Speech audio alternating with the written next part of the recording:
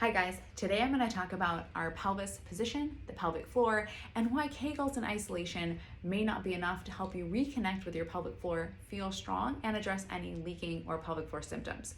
So first up, this is your pelvis. The top is the pelvic inlet. That is where baby starts their descent through the pelvis, and the bottom is your pelvic outlet. These two kind of move opposite, so to speak. So as your pelvic inlet goes into more external rotation, the outlet goes into more internal rotation. This is your pelvic floor. The location is not exact, but hang with me.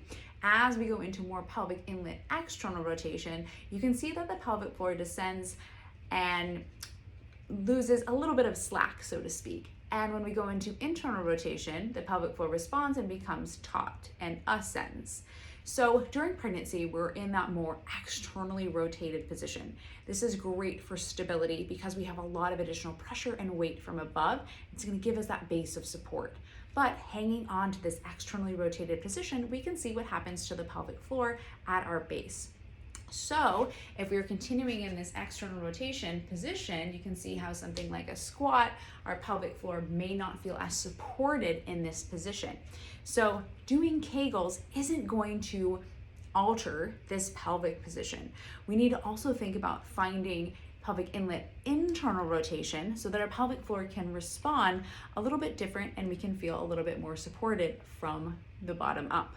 Now, oftentimes moms might describe that sensation. It's like I'm having difficult connecting with the pelvic floor or feeling that lift because of this pelvis position.